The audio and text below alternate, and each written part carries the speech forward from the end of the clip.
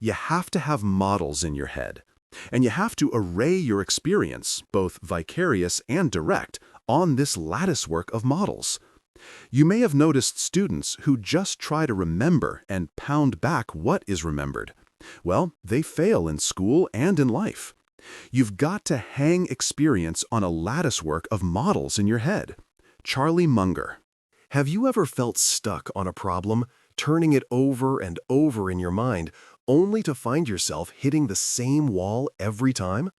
Or perhaps you found yourself in a debate, unable to understand how the other person could possibly see the world so differently.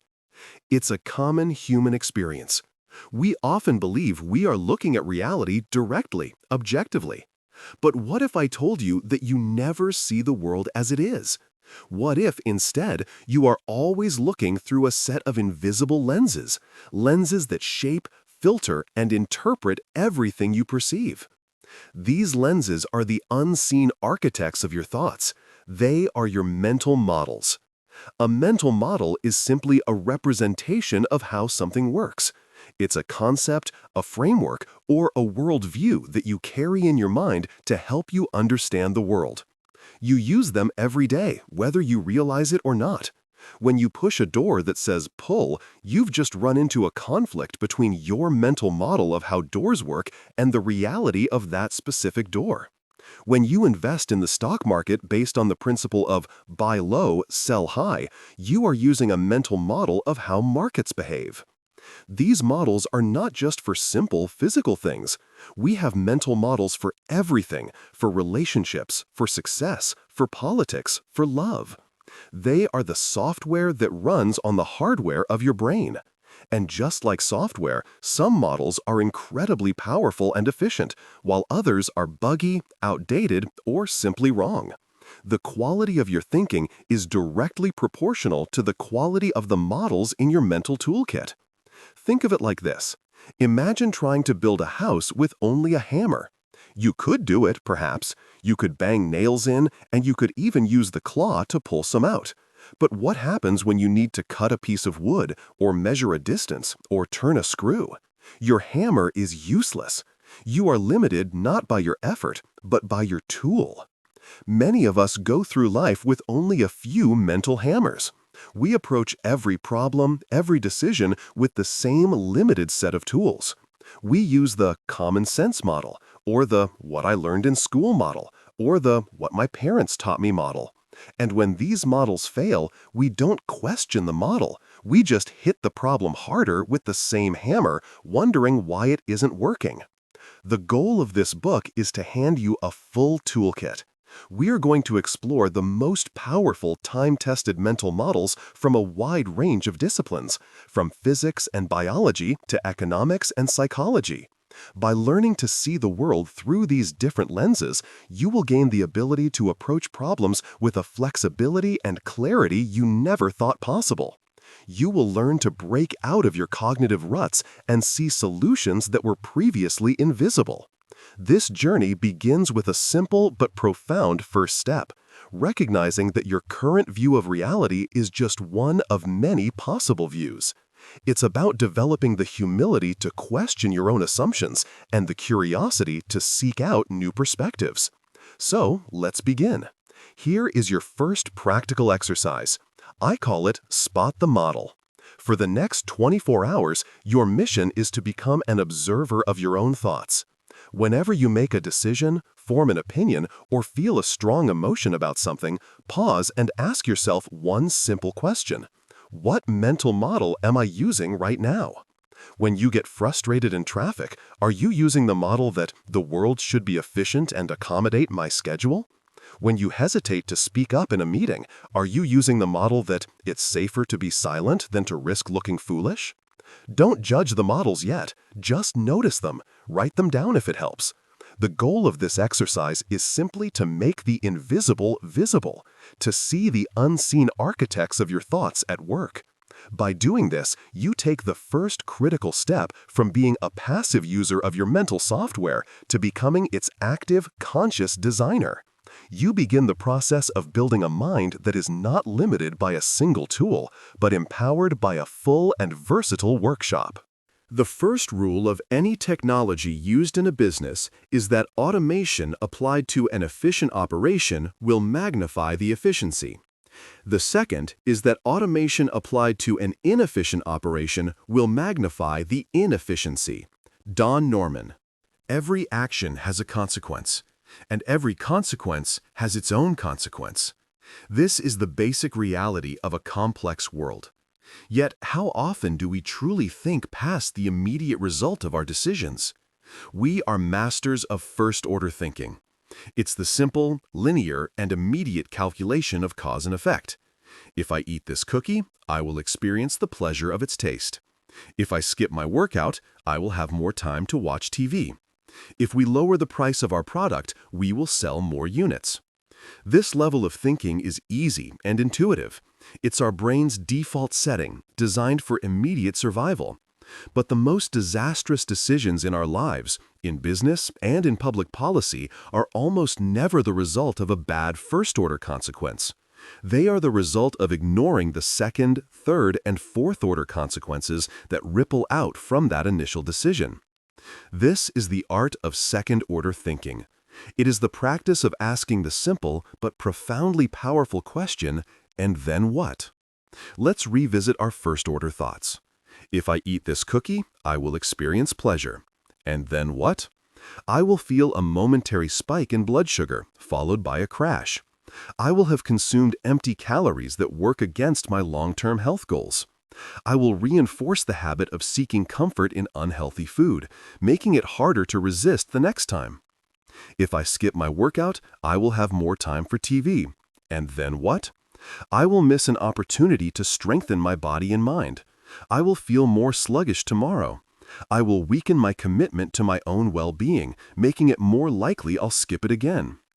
If we lower the price, we will sell more units. And then what? Our competitors may lower their prices in response, starting a price war. Our profit margins will shrink. Customers may begin to perceive our product as cheap or lower quality, damaging our brand in the long run. We may not have the capital to invest in future innovation. Second-order thinking is not easy. It requires a conscious, deliberate effort to think beyond the immediate gratification or the easy solution. It forces you to map out the chain reaction of effects over time. It is the difference between playing checkers and playing chess. A checkers player sees the next move. A chess master sees the board 5 moves ahead.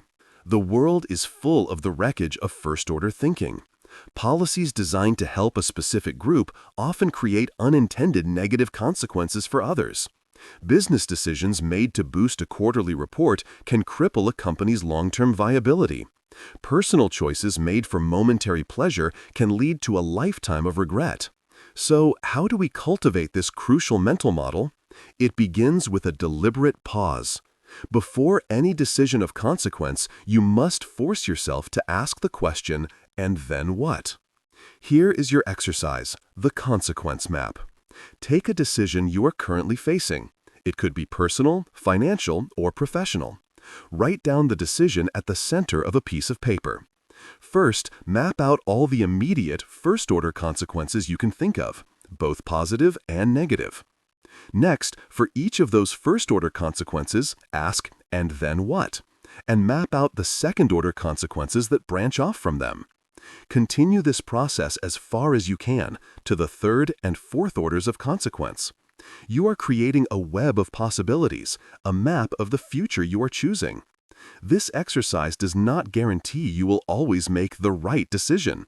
The future is always uncertain, but it guarantees that you will make a more thoughtful one. You will be trading the short-term gratification of an easy answer for the long-term wisdom of a considered choice. You will stop being surprised by the predictable results of your actions and start becoming the architect of the future you actually want. The map is not the territory. Alfred Korzybski. But what happens when you're on the road and you encounter a detour? A bridge is out. A highway is closed for construction. Your map, as perfect as it is, did not account for this. If you stare at the map and insist, but the road is supposed to be here, you will remain stuck. You have forgotten the most fundamental rule of navigation. The map is not the territory. This mental model, first articulated by the philosopher Alfred Korzybski, is one of the most important for navigating the complexities of life. It reminds us that our representations of reality, our maps, models, theories, and beliefs are not reality itself. They are simplified abstractions, useful for navigation, but always incomplete and potentially outdated. We live our lives guided by maps. We have a mental map of how a successful career is built. We have a map of what a healthy relationship looks like. We have a map of our own personality and capabilities. The problem arises when we mistake these maps for the territory itself. We become so attached to our model of the world that we ignore the clear evidence of reality when it contradicts our map. Think of the business leader who continues to pour money into a failing strategy because their initial map of the market said it should work. They are staring at the map, ignoring the territory. Think of the person who stays in a toxic relationship because it fits their map of what love is supposed to be, ignoring the reality of their daily unhappiness. The most dangerous maps are the ones we hold about ourselves. I'm not a math person. I'm not a natural leader. I'm too old to start something new. These are not statements of fact about the territory of your potential. They are lines you have drawn on your own map, and you have mistaken them for impassable mountains. So, how do we use this mental model to think more clearly? First, we must cultivate humility. We must hold our beliefs and models loosely. We must recognize that our perspective is, by definition, limited. The world is always richer, more complex, and more dynamic than our description of it. Second, we must constantly seek to update our maps. When you encounter a fact or an experience that contradicts your model, your first instinct should not be to reject the fact. It should be to question the model. This is the essence of scientific thinking and personal growth. The person who is willing to update their map is the person who learns and adapts. The person who dogmatically clings to an outdated map is the person who gets left behind. Here is your exercise, the map audit. Choose one area of your life where you feel stuck or frustrated. It could be your career, a relationship, or a personal goal. Now, identify the map you have been using to navigate this area. What are the core beliefs or assumptions that guide your actions? Write them down. For example, to get promoted, I must work longer hours than anyone else. Or, to be happy, I must find a partner who agrees with me on everything. Next, challenge that map. Look at the territory of your actual experience. Where has the map failed you? Where has reality proven your model wrong? What evidence have you been ignoring because it didn't fit your map? Finally, begin to draw a new map. What is a new belief or a new model that better fits the reality you've experienced? What new actions would this updated map suggest? This exercise is about becoming a conscious cartographer of your own mind. It's about recognizing that your maps are tools, not truths. And when the tool no longer serves the journey, you must have the wisdom and the courage to redraw it. To know what you know and what you do not know, that is true knowledge. Confucius. Warren Buffett, one of the most successful investors in history, has a simple rule that has guided his multi-billion-dollar empire. He says, "I stay within my circle of competence." It's a principle of profound intellectual humility and strategic power. Your circle of competence is the set of skills and knowledge you possess where you have a genuine, deep, and demonstrable expertise. Inside this circle, you know what you're doing. You understand the variables, you can make accurate judgments, and you have a high probability of success. Outside this circle lies a vast expanse of topics and domains where you are a novice, an amateur, or simply ignorant. The mistake most people make is not that their circle is too small. The mistake is that they are unaware of its boundary. They wander outside of it, making decisions in areas they don't understand, and then are surprised when they get poor results. They mistake a little bit of knowledge for a lot of expertise. Think of the brilliant surgeon who thinks they can pick winning stocks, or the successful entrepreneur who believes they can write a hit song, or the skilled programmer who offers unsolicited relationship advice. They are operating outside their circle of competence. Their success in one domain gives them a false confidence in others. Knowing your circle is not about limiting yourself. It is about knowing where you have an edge and where you don't. It's about knowing where to play the game and where to sit on the sidelines. Buffett doesn't try to predict the future of every industry. He waits patiently for an opportunity to arise within the industries he understands deeply, like insurance or consumer goods. And then he acts with decisive force. His power comes not from knowing everything, but from knowing what he knows and what he doesn't. The size of your circle is not what's important. What's important is the accuracy with which you define its perimeter.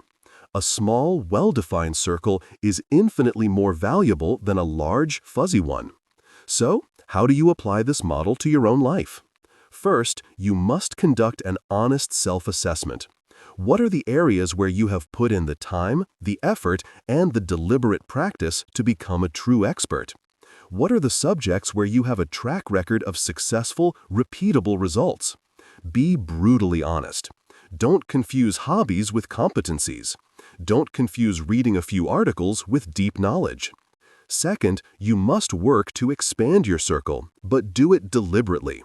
If you want to learn a new skill or enter a new field, do it with the humility of a beginner. Read the foundational texts. Seek out mentors. Start with small, low-stakes projects. Patiently and systematically build a new area of competence from the ground up. Don't just leap into it, assuming your success from another field will translate. Here is your exercise. Define your circle. Take a piece of paper and draw a large circle. Inside the circle, write down the skills, subjects, and domains where you can honestly say you have a high level of competence. These are the areas where you should be confident in making important decisions. Now, outside the circle, list some of the important areas of your life where you are currently making decisions but lack true competence. This might be investing, nutrition, marketing, or even parenting strategies. For each item outside the circle, you have two choices. 1. Decide to stay out. This means you will seek out and defer to the judgment of true experts in this area.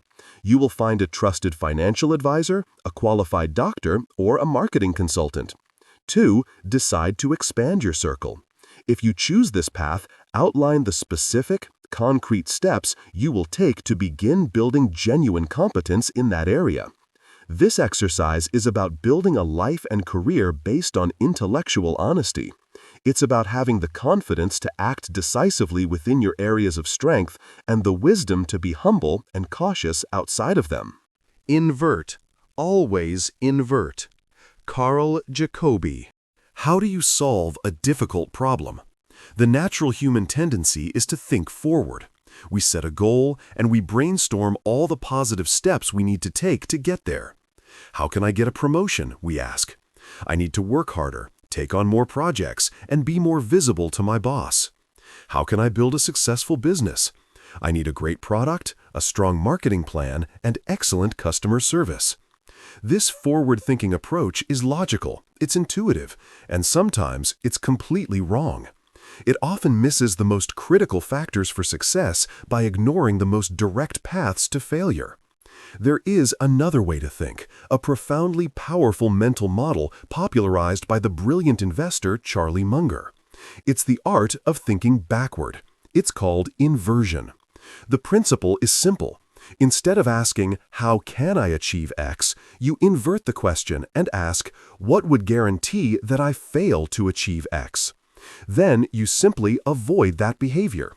As Munger says, it is remarkable how much long-term advantage people like us have gotten by trying to be consistently not stupid instead of trying to be very intelligent. Inversion is a tool for avoiding stupidity. And in a complex world, avoiding stupidity is often a more reliable path to success than seeking brilliance. Let's apply it. Instead of asking, "How can I get that promotion?" let's invert. What would guarantee I never get promoted? The answers come easily. Miss deadlines, produce sloppy work, complain constantly, gossip about colleagues, never take initiative, refuse to learn new skills. Now, all you have to do is diligently avoid those things. By simply not being a terrible employee, you put yourself ahead of a surprising number of people. Let's try it with investing. The forward question is, how do I pick winning stocks? That's incredibly difficult. The inverted question is, how could I guarantee that I lose all my money? The answers are obvious. Trade on emotion. Use excessive leverage. Don't diversify. Chase hot tips. Pay high fees. By avoiding these clear paths to ruin, you dramatically increase your odds of long-term success. This model forces you to see the risks and obstacles you would otherwise overlook. Thinking forward can make you optimistic and blind to the potential pitfalls. Thinking backward, inverting the problem, forces you to confront the uncomfortable truths and prepare for them. It's a mental stress test for your plans. Here is your exercise, the pre-mortem. This is a technique used by businesses and project managers to de-risk their plans. Take an important goal you have for the next year. Now, I want you to imagine it's 1 year from today and you have failed spectacularly. The project is a complete disaster. Write the story of that failure. What happened? What went wrong? Brainstorm every single possible reason, big and small, that could have led to this outcome. Was it a lack of resources, a loss of motivation, an unexpected obstacle, a personal failing? Once you have your list of all the things that could cause you to fail, you have just created your roadmap for success. Your task now is to create a plan to prevent each of those failure points from happening. By looking at your goal through the lens of inversion, you move from simply hoping for success to systematically ensuring against failure. You stop trying to be brilliant and start focusing on the far more achievable goal of being consistently not stupid. Entities should not be multiplied without necessity. William of Ockham. Your internet goes out. Your first thought is that a sophisticated hacker has targeted your network to steal your data. You start checking for complex security breaches and running diagnostics on your router's firmware. An hour later, the cable guy shows up and finds that a squirrel chewed through the wire outside. We've all been there. We are drawn to complex, dramatic, and interesting explanations for the world around us. Our brains love a good story. But reality is often far more boring and far simpler. The mental model that reminds us of this crucial truth is known as Occam's razor. Named after the 14th century logician William of Ockham, the principle states, entities should not be multiplied without necessity. In more modern terms, it means that when you are faced with competing explanations for the same phenomenon, the simplest one, the one that requires the fewest assumptions, is usually the correct one. It's a razor because it shaves away the unnecessary and overly complicated assumptions, leaving you with the most probable answer. It's a powerful tool for clear thinking in a world that is drowning in information and complexity. Think about a friend who suddenly stops replying to your texts. The complex explanation is that you must have offended them in some way, and now they are reconsidering your entire friendship. You start replaying every recent conversation looking for hidden meanings. The simple explanation? They're busy. Occam's razor suggests you should start with the simple explanation before spiraling into a complex, assumption-filled narrative. In medicine, doctors use this principle all the time.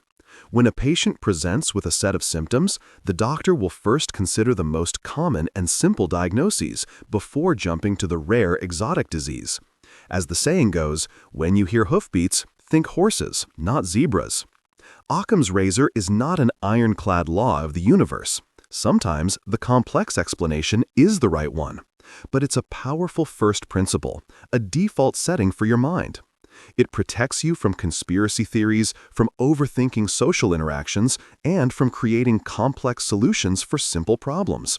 It forces you to ask, what is the simplest possible explanation for this? Here is your exercise, the simplicity test.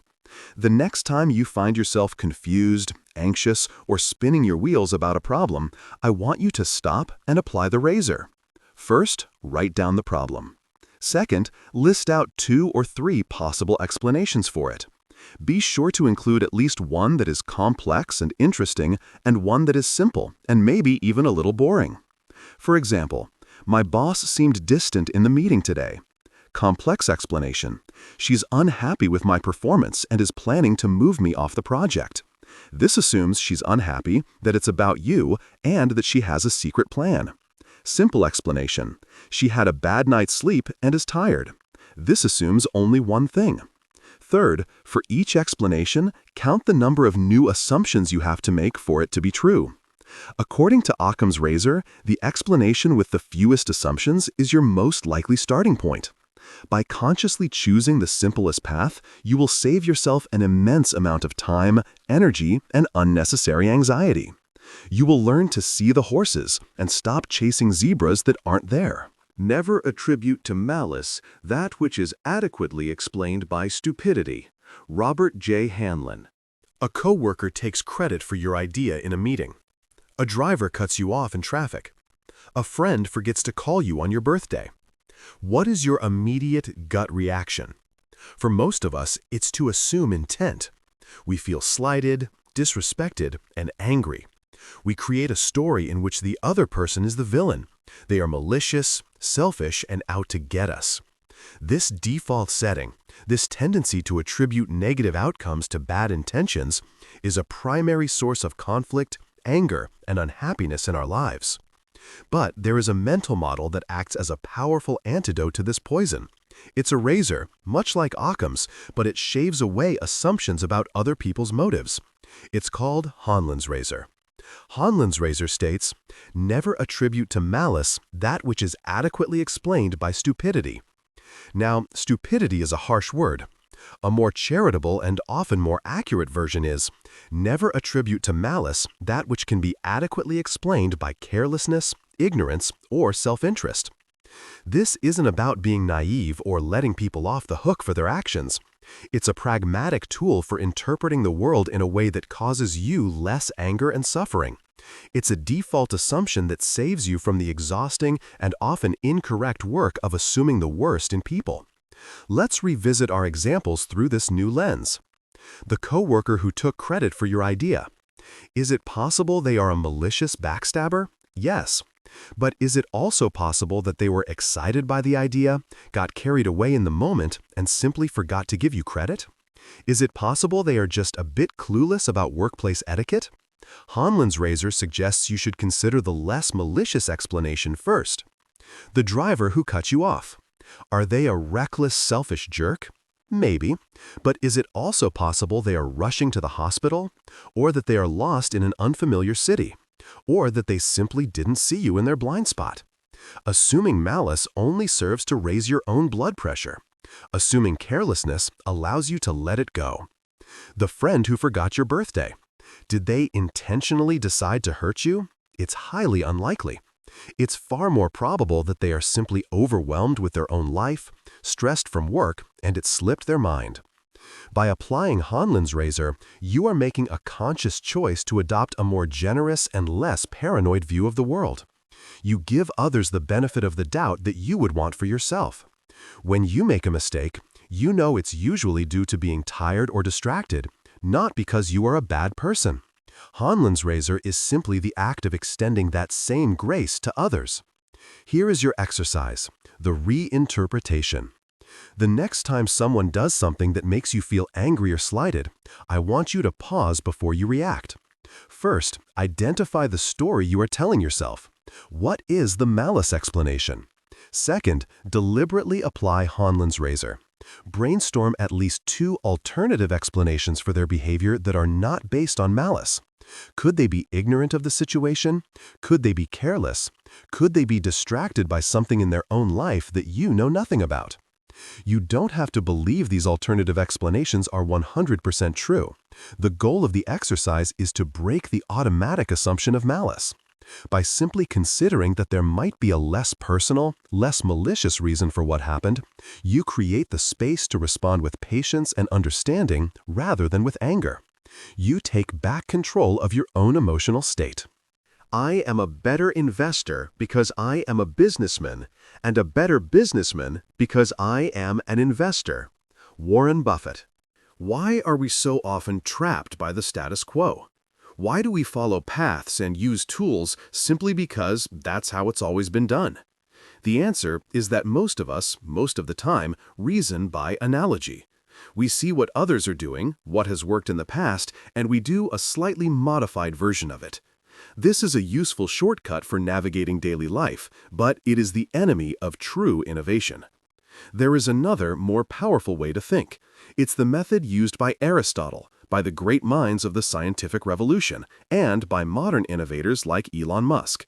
It is the mental model of first principles thinking.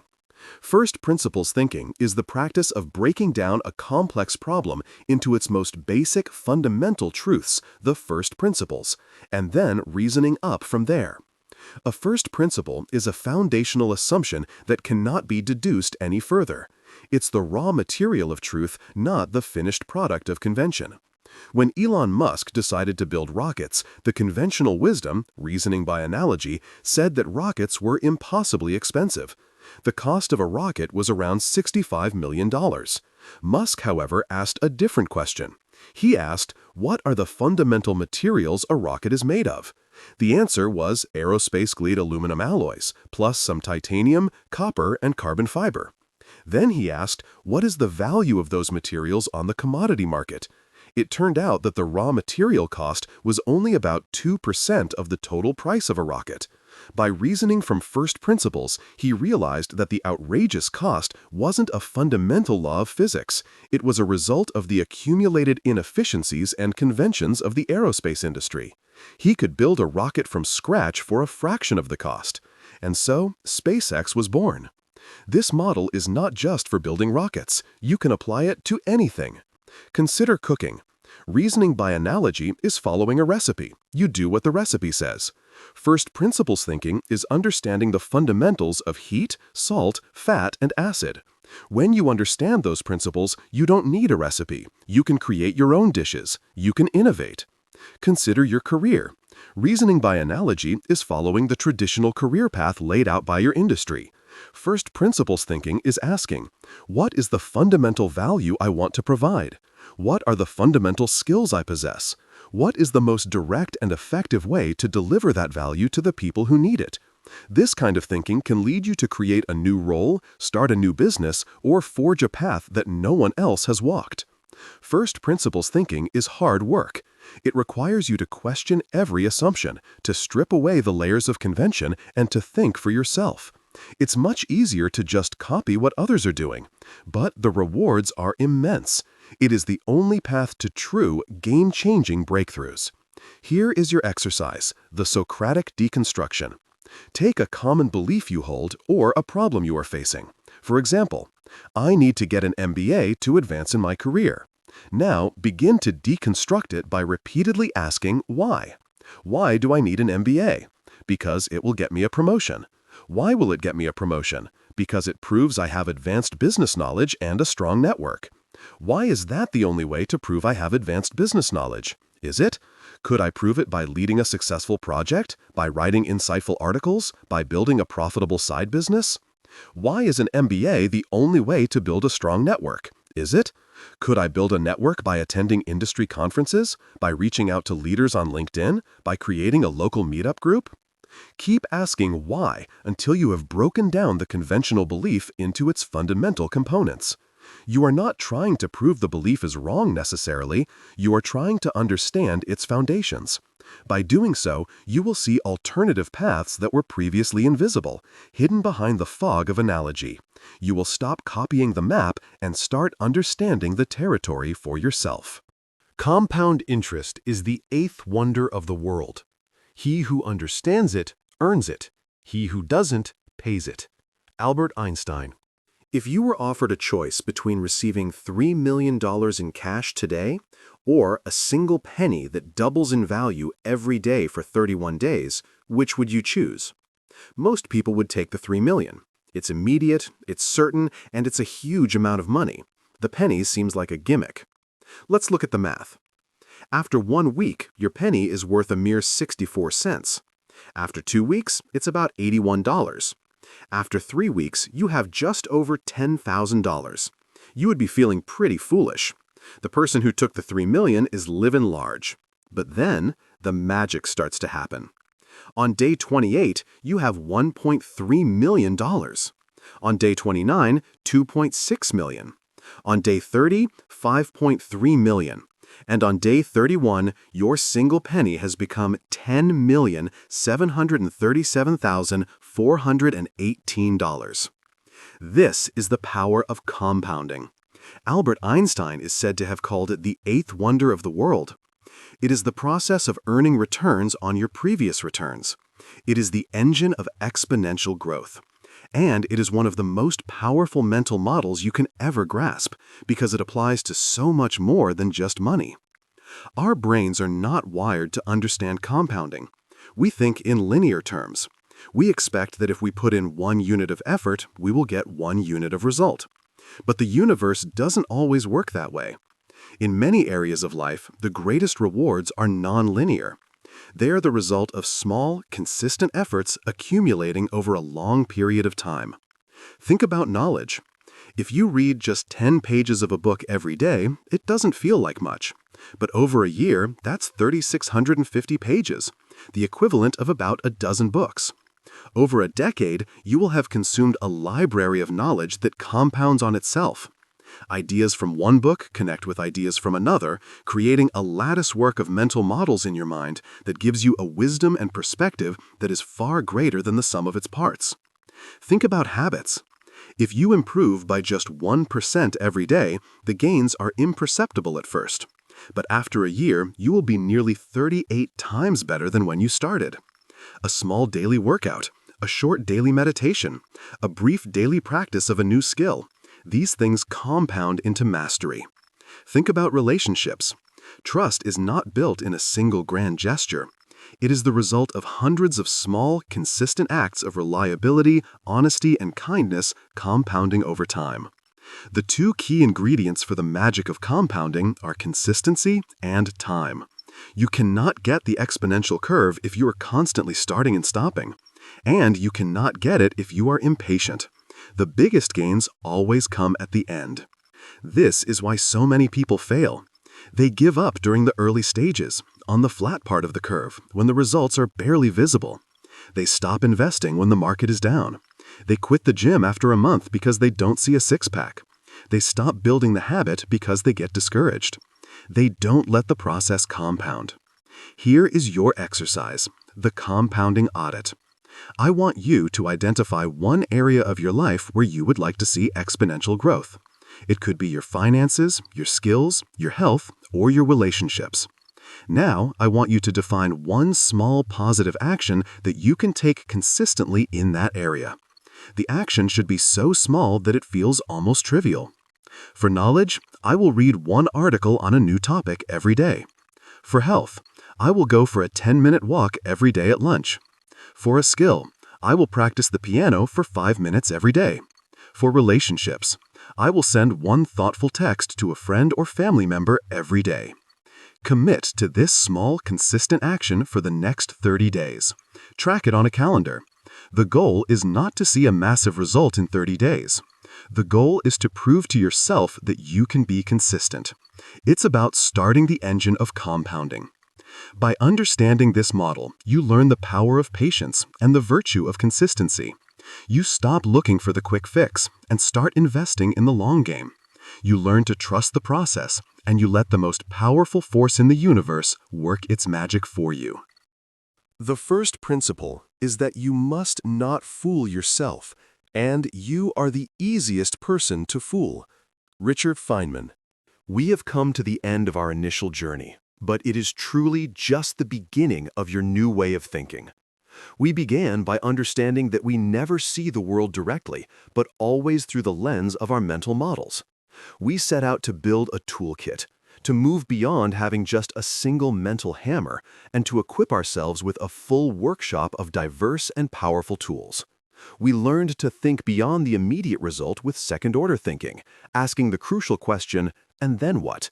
We embrace the humility of knowing that the map is not the territory, reminding ourselves that our models are not reality itself. We learned the strategic wisdom of operating within our circle of competence and the power of inversion, of thinking backward to avoid stupidity. We armed ourselves with the razors of clear thought, Occam's razor to prefer simplicity, and Hanlon's razor to choose charity over malice. We learned to break free from conventional wisdom by reasoning from first principles, and we discovered the almost magical power of compounding, the engine of exponential growth. Each of these models is powerful on its own, but their true potential is unleashed when they are woven together. The investor Charlie Munger, a master of this way of thinking, calls this a lattice work of mental models. Imagine a lattice, a crisscrossing framework of intersecting strips. Each strip is a single mental model. When you have only one or two strips, your structure is weak and unstable. But as you add more models from different disciplines, from psychology, economics, physics, and biology, and they begin to connect, your framework becomes incredibly strong. When you face a new problem, you can now run it through this lattice work. You can look at it through the lens of second-order effects, through the lens of inversion, through the lens of compounding. A problem that seemed impossible when viewed with a single model suddenly reveals its secrets when viewed through the intersection of many. This is the definition of wisdom, the ability to see the world through a rich and varied latticework of mental models. Building this latticework is a lifelong project. It requires a commitment to multidisciplinary learning and an insatiable curiosity. It requires the humility to always be a student. Your final exercise is not a one-time task, but a new way of life. It is this: become a collector of models.